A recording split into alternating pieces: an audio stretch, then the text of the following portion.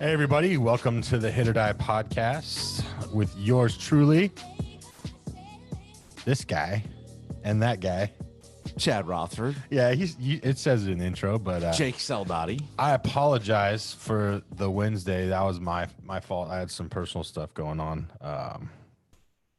that I had to get done Wednesday. Had to.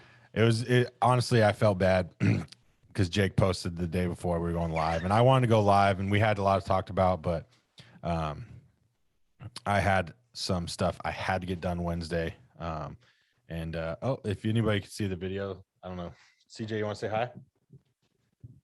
Hi. My son CJ is with us as our live audience today in the booth. He's not feeling so well, so he missed school today. So he's hanging out with Dad and Jake over here.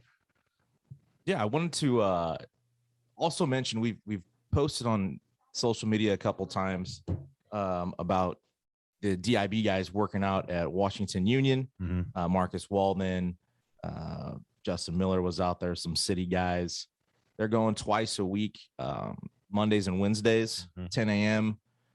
I think they were all cool with, $10, $10 to $20. I mean, you're getting a legit trainer Drew is, that's what he does for a living. It's train people. But they've been doing this for the last 13 plus years. I mean, I remember I was doing it with those guys back when I was still playing. And trust me, the competition out there, it will only make you better. All the workouts will make you better. And it's definitely worth the $20 a session or whatever you want to pay, or talk to Drew about it. It's definitely worth that.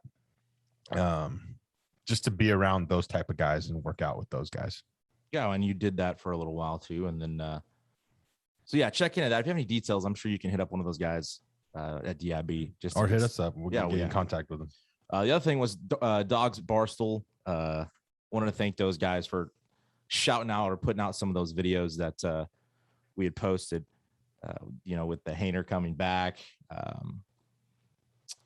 think there was the Dumb and Dumber one. I like the Bulldog one, like the one you did with the Bulldog. The Bulldog Dumb and Dumber. With timeout. Yeah, and then I did one last night with Trading Places, which is probably for the older crowd. Yeah, I didn't know what that was. You've never seen that movie? You should go watch it. It was funny, but it's a great movie. And then he also hit up about did the one with the Wolf of Wall Street. Yeah, that one's good. So yeah, that was I don't have any more. I was serious when I said may or may not. I don't have any more videos to post, but yeah, it was fun to get those out there.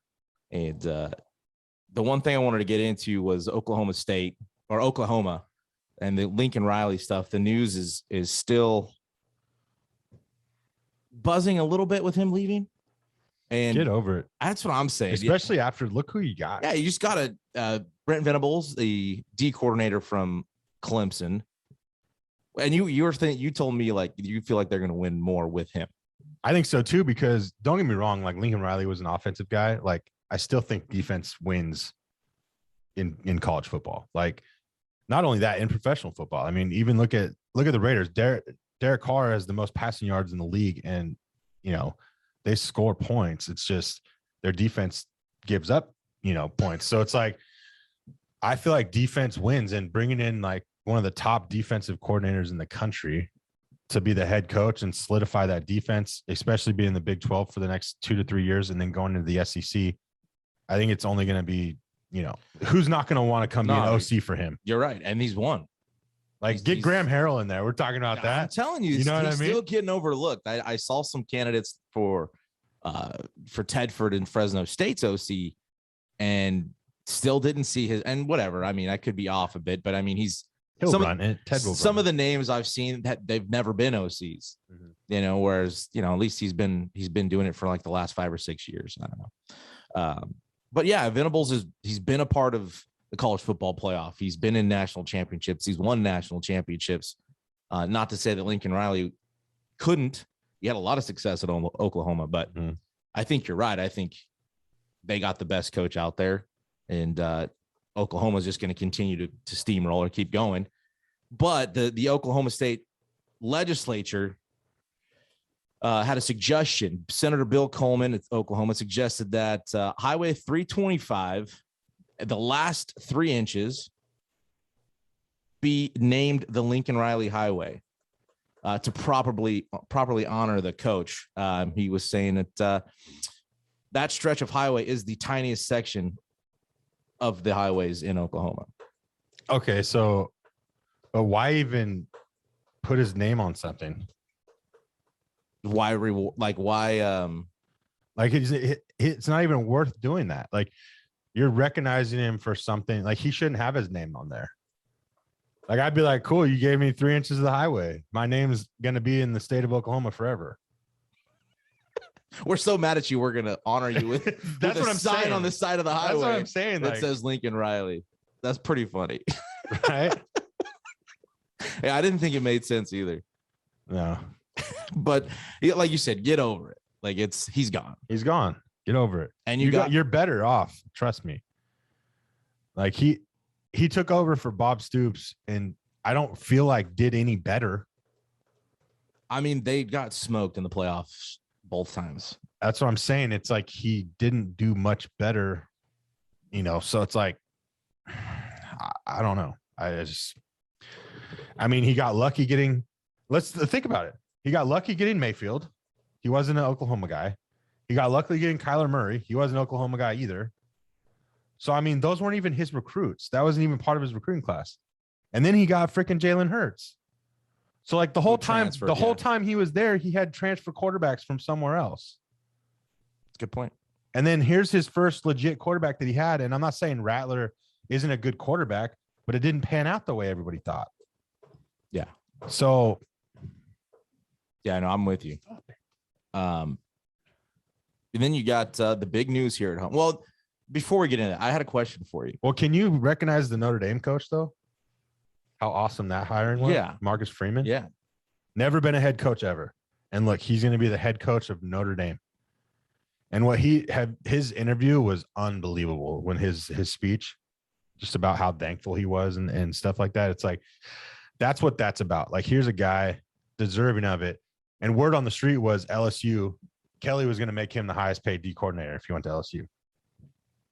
And for him to stay at Notre Dame, I think it's really good. And the thing he just posted about being a player's coach, how being a player's coach can get misconstrued. Like, people think that coach is like a buddy or, lets guys get away with things, and which it's not.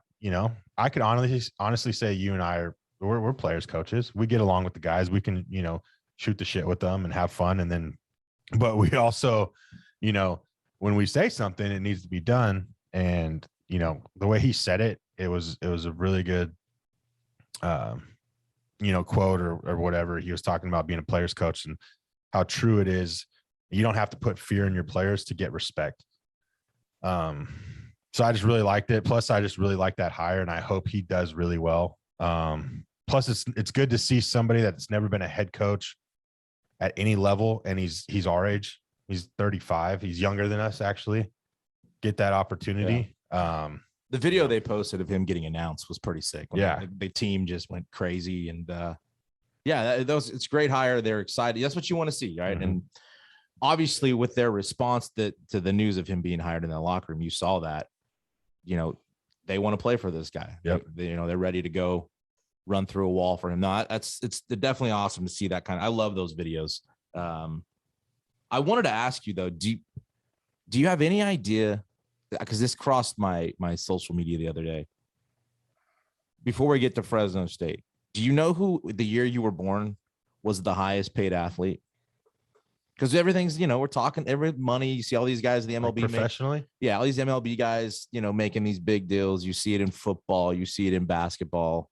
Like athlete. Yeah. Who in 1985? In 1985, who was the highest paid athlete? I'll give you the Muhammad sport. Ali. No. If you want the sport, I'll give you the sport. Yeah, give me the sport. It was basketball. Dr. J? No.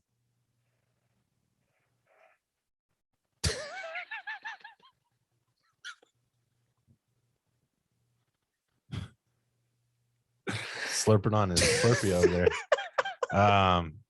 Not Dr. J. Larry Bird, no. Magic Johnson. Magic Johnson. There we go. $2.5 million. And I looked up mine. That's why mine crossed. Mine was in 1983. Mike Schmidt for the Phillies was the highest paid athlete, and it was at what? 1.65. I mean, coaches are making more money than that. Oh, how times have changed. Assistant coaches. Yes, assistant coaches are making more money than that. I just thought that was interesting to bring up. The big news from around here: Fresno State has their guy. They bringing back head coach Jeff Tedford. Who, I mean, I don't know anybody that didn't think that was the guy to go to. Love it. I just hope his health stays. Yeah, it seems to be a non-issue. I don't think he'd have done it if it wasn't. I mean, obviously he stepped down for those reasons. So yeah. He knows what he's getting himself into. And I'm excited. Everybody was excited. I'd love to see, everybody kind of moved on already. What were your thoughts when they announced he was coming back? I wasn't surprised.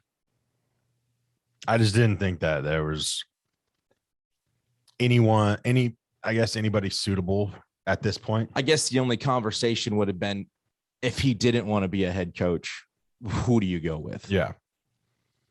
And I don't know. We kind of had that discussion a little bit. There's names out there, and that I would have been fine, honestly.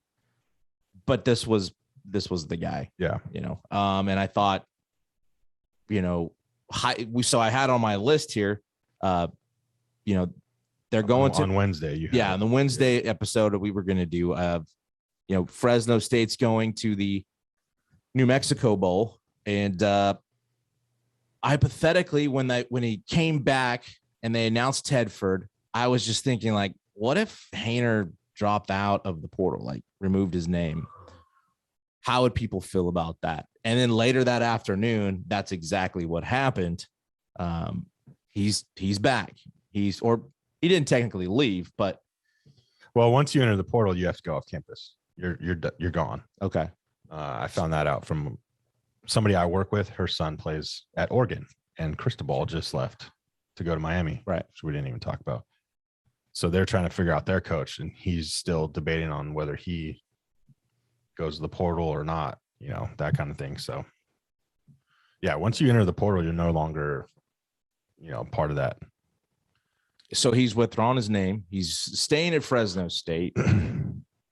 He got a lot of shit from people when he made the decision to go into the portal. And those people don't understand. Those people, if they were in his shoes, would have done the exact same thing.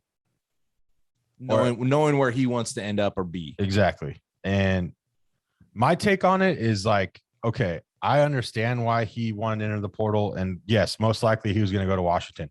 Why wouldn't he want to do that? He's following his head coach that he's been with for the last 2 years, his offensive coordinator that he's been with the last 2 years. He knows the system. He knows how to run that offense.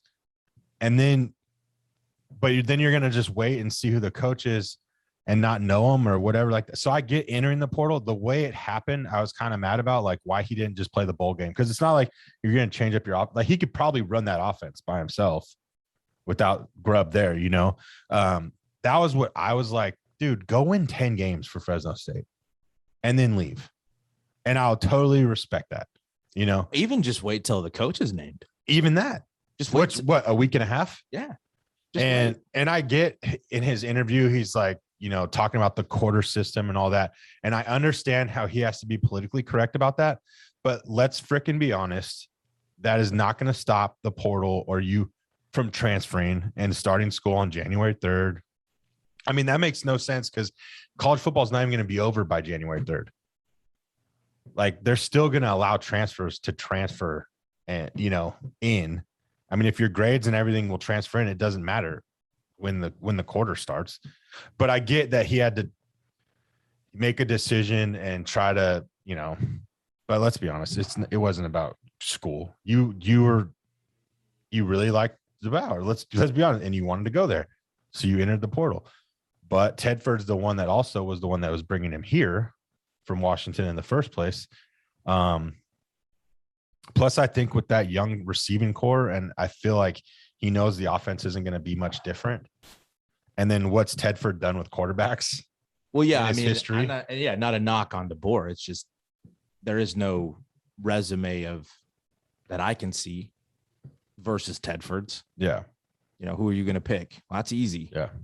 You know, I think you're right. I think waiting till the coach being hired would have been, you know, a smarter decision. But it happened after we recorded that day, and it happened after that. We had talked about DeBoer leaving to Washington and how, you know, what he was doing for his family, the decision for his career. While it hurts as a fan base because you want good coaches here, you want to win. That's just the way things roll around here, and that's being Fresno State and a stepping stone for some coaches. That's just how it is sometimes. And it was the same with Haener. Like we went on Twitter that night, and I was kind of like, listen, if these guys want to transfer out, you know, their goal is to play in the NFL. And what is the best option to do that? That's what they're going to do. Which I don't have a problem with that. I get it. But, you know, I think he jumped the gun a little bit, just not knowing who the coach is going to be. Yeah. Because as soon as the coach was named, he pulled his name that day, right? The day Tedford was hired, within that evening, I think he'd already pulled his name, withdrawn from the portal. But you can't blame these guys for getting, you know, trying to do the best for where they want to go. You know, the other thing that we were going to talk about, it just popped up today, was some of the recruiting stuff. Well, no, I'll stick with Haener. One more thing, because you were talking about interview. He put that video up of apologizing, and he, you know, was talking about his decision, like you mentioned, to go to Washington, and Tedford being hired. And I just felt like he didn't need to do that. He didn't owe anybody an apology. No, I don't think so. He didn't owe anybody an apology. The people that apologize should be the ones calling him a traitor and making him, you know, I mean, he's a 22-year-old kid trying to make grown man decisions. You know, people make mistakes. Tell me somebody that's never made a mistake in their life. Yeah, no, I'm with you on that. So it's like, I think, although it was nice to see the apology, it looked, not that it was forced. I'm trying to say it in a nice way. It didn't seem scripted. I don't know. I thought it kind of. I didn't think it was. It didn't. I know it came from the heart or whatever, but I think he did it to. I don't know. I think he did it because somebody told him he should do that. Probably, but some people the people that the traitor, the people that were giving him a lot of grief. Maybe it was for those people. I don't know, because I didn't need one. But I would be like, screw you. You're the ones leaving in the third quarter. I'm a traitor. You guys are haters. Like, I mean, that's where I'm just like, as a player, I'm not playing for you. I mean, in a way, maybe you are. I mean, yeah, but I'm people that, because I, you know, choose to do something for the betterment of myself, you're going to go slander me. Like I didn't help or play my heart out for this team this year. And I think the big thing is just not playing in the bowl game. Like go win 10 games. Like that's my thing. Like go be a 10-win season. How many 10-win teams are out there in college football? You know, there's a handful. Yeah, no, it's not easy to do. So, you know, and with you know, the college football playoff, you had Cincinnati not get screwed. Yeah, thank God. They were the 4th seed, but I thought Michigan stuck it 2 was kind of odd. Right? They moved Alabama over. They jumped Michigan to 1, which, I mean, they kind of dominated Georgia. It wasn't even really close. No. And I also don't think they want to see Georgia. Stop doing that. Okay. You're loud. They don't want to see Georgia and Alabama in the semis. No, that's why I think, but I actually think, good job. I actually think it's I think it works out to benefit Michigan. I think Michigan is more ground and pound. And I feel like that's better against Georgia. I don't know. I think Michigan stacks up better against Georgia. And I think actually Cincinnati stacks up okay against Alabama. You think so? I really do. Because Cincinnati's in that. What do they have to lose? Everybody in the world thinks we're losing except the fans of Cincinnati. Are you that underdog guy? Like, you going to go take? I want Cincinnati, Michigan. I think that'd be it would probably be the least watched national championship game ever, but I think that would be good to see. And it would give all those schools that aren't Power 5, a sense of pride, and then a sense of like, hey, maybe we do change the playoff. Maybe a non-Power 5 team playing for a national title or even winning. Yeah. Maybe it's like, okay, let's open it up. There are some non-Power 5 schools that are good, which we all know that. I mean, we all see it. They are good. I think they win either way. The fan wins either way, and the NCAA and college football wins either way. If you get a more playoff. Well, I'm talking about what the situation they're in now with Cincinnati. Say it's Cincinnati, Michigan. 2 new teams, non-SEC. Yeah. It's going to be intriguing. It will. But flip side, Alabama, Michigan, right? 2 different conferences battling out, and the top 2 teams in the country.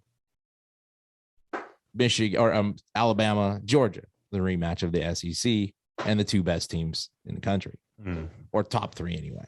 Yeah. I don't think there's a scenario that doesn't work out. Yeah. Because if Cincinnati's in the national title game, everybody's going to be going that underdog. I want that game to be close though. I either want Cincinnati to blow out Alabama or I want it to be really close, because if Alabama blows them out, it's just going to be like, yep, this is why we don't have non-Power 5s in here. When it's like, okay, they just blew out Georgia. So, I mean, you know what I mean? Like and then they almost lost to Auburn. That was a losing record. Like, you know what I mean? Like, but that's what people will say. Oh, it's Cincinnati. Dude, that's what makes me mad. Is like, give them credit for being in here. Well, they had a pretty tough schedule. Fickle's a good coach. Yeah, they beat some good teams to get there. And you talked about the expanded playoff, and I saw on Reddit, the college football Twitter page, they did like a 12-team bracket with buys for the top 4. I loved it, honestly. I did too. And it's something that could be done. I doubt they'll ever take a look at it, but I bet you there's more money to be made with a format like that, which is why at some point they got to take a look at it. Yeah. I mean, who wants to go watch Hawaii play freaking SMU? Yeah. That's what I'm saying. You know what I mean? Like, make there be a reason to win and get into a bowl game. Like, don't just start handing out bowl games, because then it doesn't even matter like your record or win-loss. And like are we getting to that point in our society that it just doesn't matter? Everybody deserves a bowl game. Everybody deserves to make some money. Like, no, earn that. What are we teaching our kids? You have to go out and earn it. Like, let's not just give free shit away. I mean, everybody loves free shit, but somebody paid for it. Right? Yeah. Yeah. The other news that broke this morning that I saw on Twitter, a transfer, a player from Nevada in the portal, tweeted out that a meeting or conversation with Coach Inge or William Inge, it was at him, and he'd received an offer from Washington. And I guess, to my understanding, I don't know for sure, he's still coaching at Fresno State, at least through the remainder of the bowl game. And I saw on a couple comments or responses on Twitter, due to staff shortage, he's staying to finish the season. I'm obviously assuming by that tweet, which has since been deleted and revised without his name on it, he'll be leaving to Washington when the season's over. I don't know if it's a recruiting violation. I have no idea. I don't know the rules. I personally don't. I do and I don't. If the players know he's not coming back, it's whatever. Like if the I think people if in it the was know, a Fresno State player, yes. but since it's a Nevada player that has no effect on Fresno State football, that's where I can see where I don't really have an issue with it. But if he was openly recruiting the Fresno State guys, which he probably is, but just not out on social media, then I would have an issue. Like if a kid, Haener, just got off with William Inge and I'm going to Washington, or, that kind of thing, which we all know that stuff probably did happen when Grubb and DeBauer left. Obviously, they're probably going to talk to Haener, or, you know what I mean? But it's not on social media. And that's the part of the kid's fault. He should understand, like, well, even if it's not a violation, just to, just what's wrong with saying after much consideration, I'm going to go to Washington, or received an offer. That's all it was. Yeah. I received an offer from Washington. I don't know. But he also might think that coach is not at Fresno State anymore. So I don't know if people on the inside know and it's whatever, right? Because we don't know. We're just on the outside looking in. Mm-hmm. Then whatever, I guess. But I don't know if it's a violation or not. I don't know how it just doesn't look good. The optics. Well, it's not recruiting for the school he's at. Yeah. So I don't know. But that's what I'm saying. If people on the inside know, hey, when the bowl game's over, he's out and he's headed to Washington and he's trying to do his best with both positions, then okay. Like, I mean, I guess he easily could have just left Fresno State high and dry. Yeah, that's true too. But I mean, he didn't. So give him the benefit of the doubt, and again, as far as recruiting violations, I don't know. You did make a good point though. If there's nothing wrong with it, why did the kid delete the tweet? Yeah. Why was deleted and then revised without his name? Yeah. Maybe just, again, optics. I don't know. But it definitely interesting. Yeah. Kind of raised my eyebrows a little bit on it. It definitely wasn't a good look when you look at it first. And then, but like, yeah, I mean, it was a Nevada guy. It wasn't a Fresno State guy. And they have to, start doing their recruiting too, I guess. I don't know. I guess recruiting just never stops. No, it doesn't seem like it. But again, Fresno State has their guy in Coach Jeff Tedford. I believe the whole Valley is excited about it. I know most of the people I've talked to are excited about it. Jake Haener has withdrawn his name from the transfer portal and will be staying at Fresno State.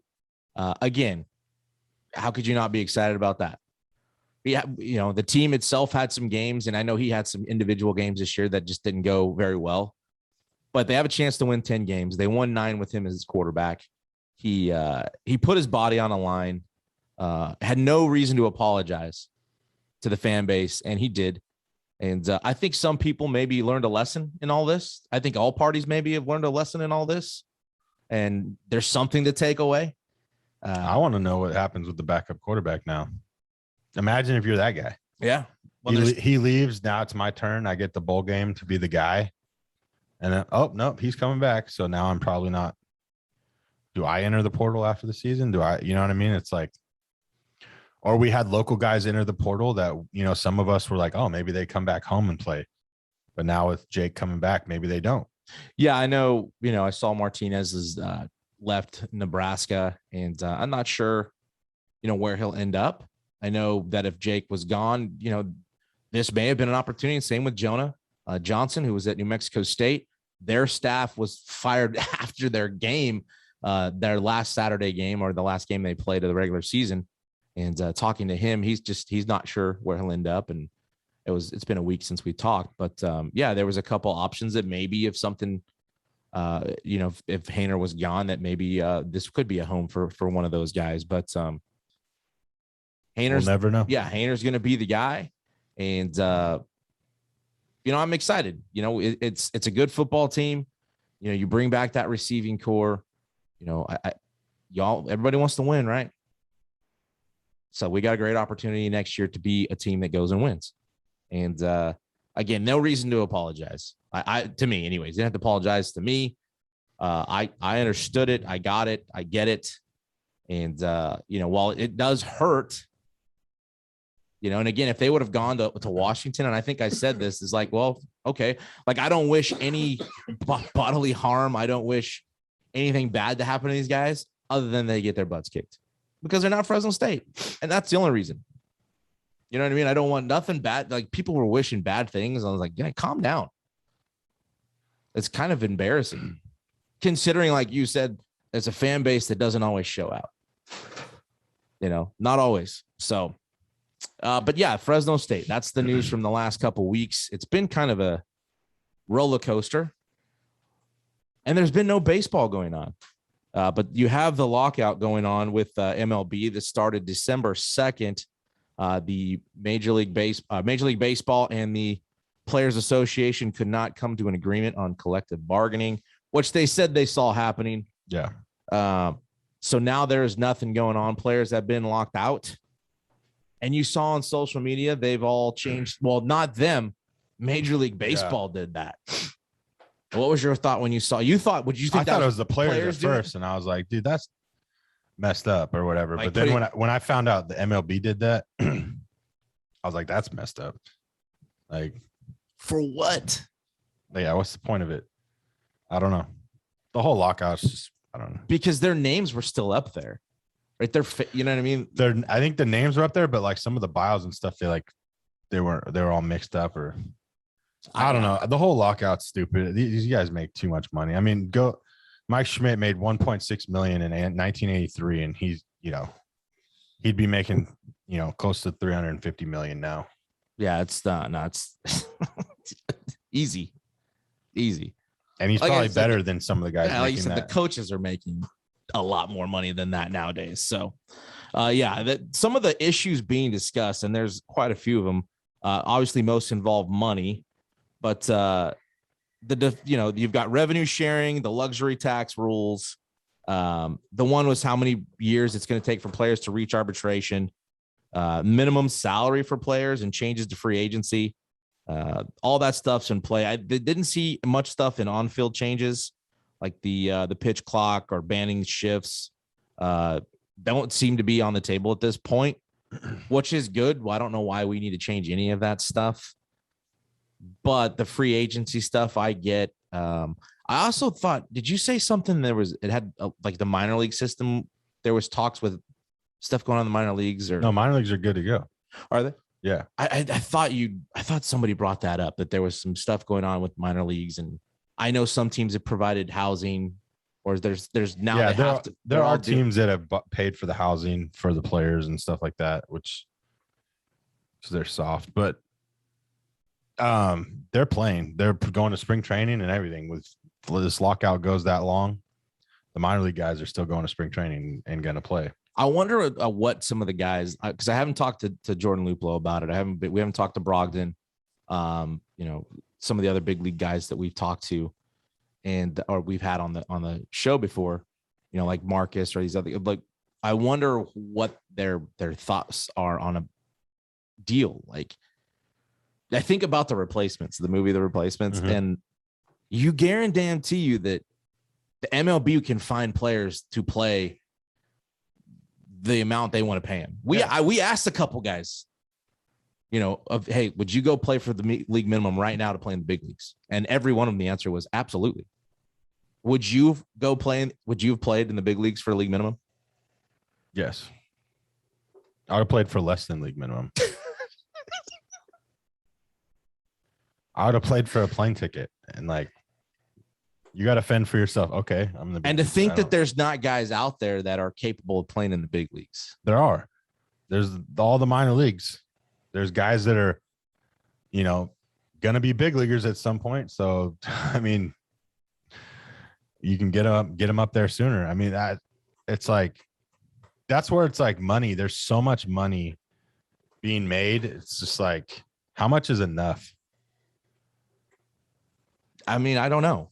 But I don't know I don't know what exactly the players are looking for. Some of the details have not come out. So it's just, at some point a deal's gonna be made, and it'll probably happen at the end of winter, and as spring approaches and these guys get ready to go to spring training, a deal's gonna get made. Yeah.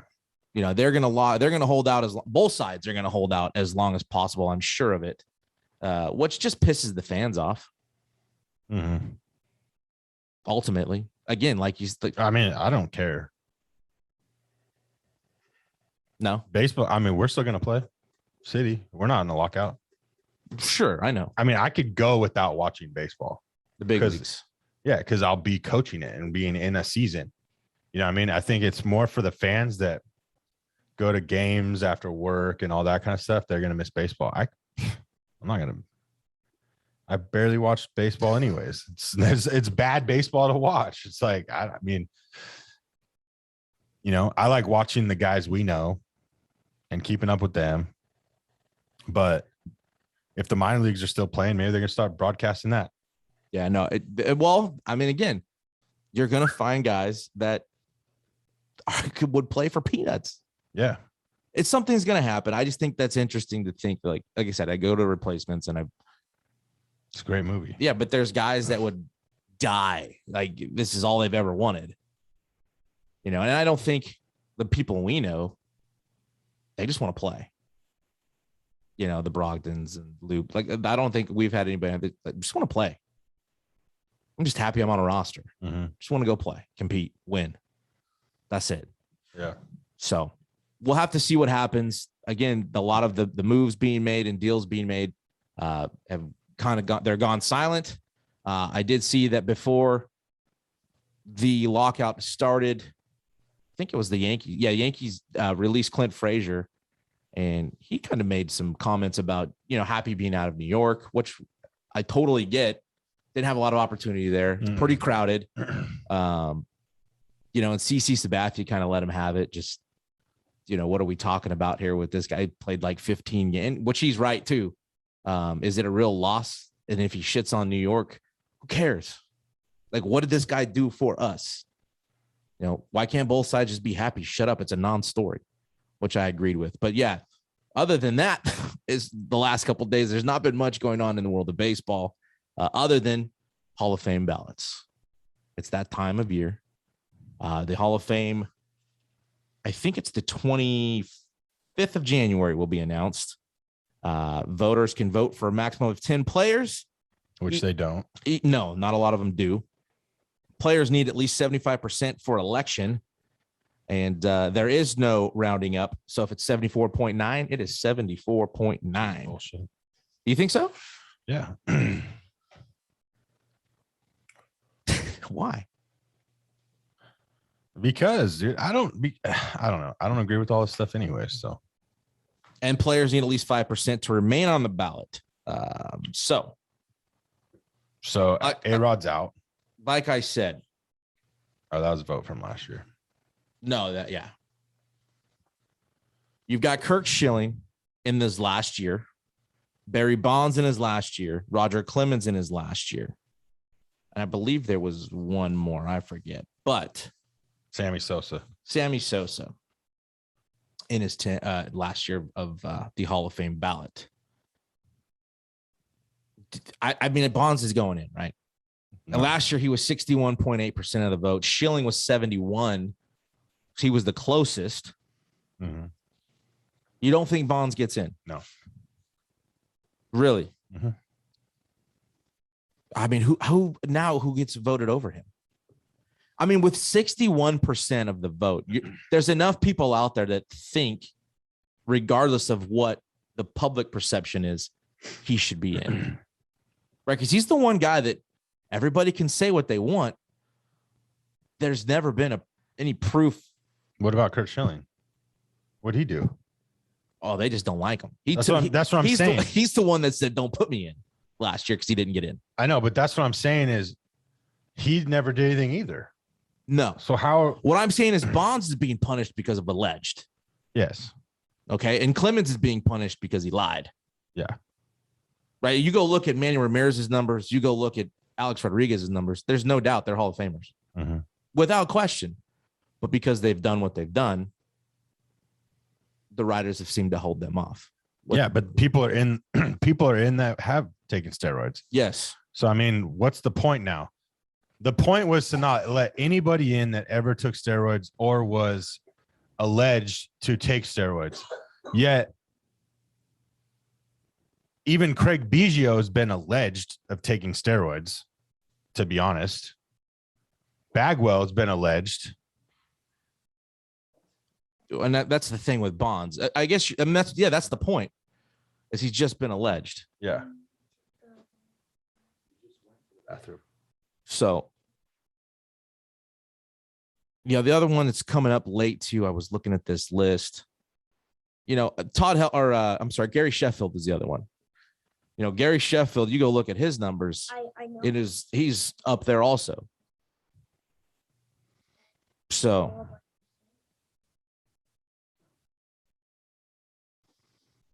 are they working in there? no. We're going to take a quick break. You want to take a quick break? This fool's got to go to the bathroom. Bring your kid to work day. Hang on a minute. Listen to the HIT.OR.DIE.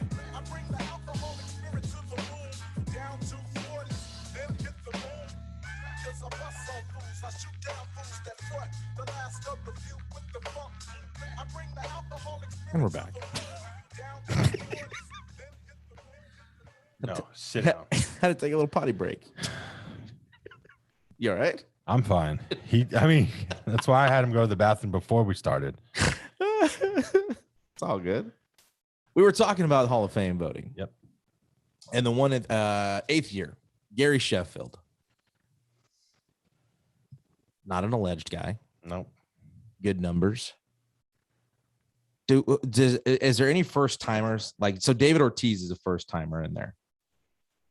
Do you worry about a guy like that? Is he a first ballot Hall of Famer, Ortiz?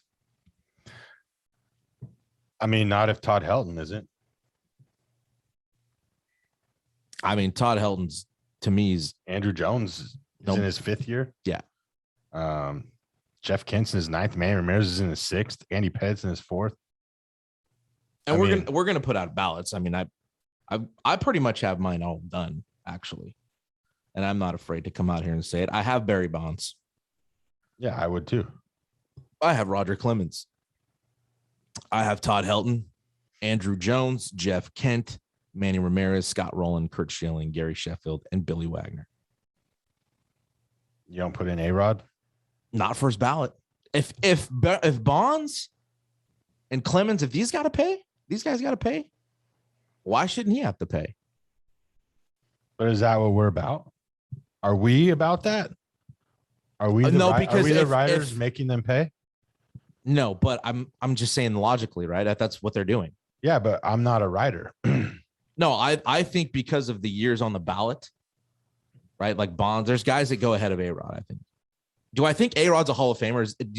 Is that what you're asking? Or do I think he's a first ballot. Yeah, I guess. Yeah, yes. You're right. I'm punishing him. Is he in the top 3 or 4 in home runs of all time? Yes. His stats are insane. They're on here. Yes. He's got over 3,000 hits, 696 home runs, 2,000 RBIs, almost 2,100 RBIs. Career 295. Yes. I'm not saying he has to get 100% of the vote, but now unless we're the writers and it's like, oh, he took steroids, he lied to us, blah, blah, blah. Then, yeah, but I'm not a writer. Do I think he's a Hall of Famer? Yes. Check mark. Ortiz, yeah, I'll put him in. I know you get 10. And obviously I would go to those guys at last, right? I would do the top guys first if I had to. So I got Schilling, Bonds, Clemens, Helton. If that helps, there's Wagner. There's Billy Wagner. How's he? I think he's top 6 all times as a closer, top 5. And I think the only guys ahead of him are Hall of Famers. Yeah. I know he didn't have a lot of the years like Rivera and some other guys. He didn't have the longevity, but the numbers were good. Andrew Jones is another one that kind of surprises me that he's gone this far. He only hit 254 though. Yeah, but statistically, he's an outfielder. I think statistically, he's like. Jeff Kent hit 290. Manny Ramirez hit 312. And Jeff Kent's in his 9th year on the ballot. I know. So you don't see Bonds getting in. I don't. I just feel like they're gonna be that way. Do you see Schilling getting in? Being at 71% last year. I mean, that's pretty freaking close. Yeah, but then he came out saying, I mean, those guys, maybe, who knows? Maybe they'll be like, okay, you don't want in? You're not getting in. You're not getting in. But this is the problem, right? You have non-baseballers telling baseballers you were good. Exactly. You have non-baseballers saying, yeah, you're the best to ever do it, or one of the best. Yeah. They don't know. There's something wrong with that. They don't fucking know. They don't know shit. Yeah, it's hard to fathom that that's the way it is. Like when you put it, when you hear it that way, does it even sound more ridiculous? Yes. We have guys that don't play baseball that like write. Brian Kenny is going to get a vote someday. Not that all of them don't know the game. There's some analysts out there that. But what you need to do is have no names and go off statistics. Yep. Oh shit, that was Barry Bonds. Oh, he's only the best player of all time. Like, you know what I mean? You know what I mean? Like, whoops. I mean, I don't know, man. It's like they look at the name first. The argument. I don't like that. The argument. That guy did something I don't like. This guy, he said that one thing. That doesn't matter. But are we judging them on their character? We're not. Well, we're not though. What is the criteria? If character is a criteria, I guess, but is that? I don't think it is. Like you said, you had the. Then Tim Tebow's a Hall of Famer in football. You're going off character. Like, yeah. I mean, no, you're going off of how good they were at baseball. I don't care if they were an asshole or they're the nicest guy in the world. They got it done. One way or the other. Yeah, I agree with you. I think it's. And there's so much gray area with steroids. There's so much we don't know about who did and who didn't that we just need to get over it. We need to get over it. There was a 10-year span where 80 to 90% of the guys took steroids. And it's like, what are we going to do? How do you erase that? By not putting him in the Hall of Fame? Well, you already have guys in the Hall of Fame. Yeah. So I'm saying is that what they're thinking? Is that how you erase that? That's how they're thinking that. You erase that era by not. And that's what I'm saying. You erase our childhood. Yeah. I get it. I understand what you're saying. And I've heard the argument about Bonds prior to being a Giant and to like 98, where he was already a Hall of Famer, trending to being a Hall of Famer. And I mean, I'm with that. And maybe that is what it is. You eliminate that era by not putting these guys in. I mean, Bonds will get in. If he doesn't get in now, he's going to be one of those dudes that's 80 years old and finally gets in the Hall of Fame because they just started doing that thing too. So, I mean. Yeah, the ones I really feel like, if you don't have any gray area with, Jeff Kent, Andrew Jones, Todd Helton, those three for me kind of are no-brainers. Scott Rowland's up there a little bit too, and Billy Wagner. I mean, Gary Sheffield's numbers weren't bad. Omar Vizquel, it doesn't have to be an offensive. It's not an offensive Hall of Fame. No, not. But what is it? Is he one of the best infielders to ever play this game? Yeah. So why is he not in the Hall of Fame? I mean, I have yet to go compare his numbers to like an Ozzie Smith. He's still batted 272, which is better than Andrew Jones. And then we'll just have to wait and see it. But it is that time, and you can plug those. You got like a couple more weeks till they're due. The 31st, they got to be postmarked.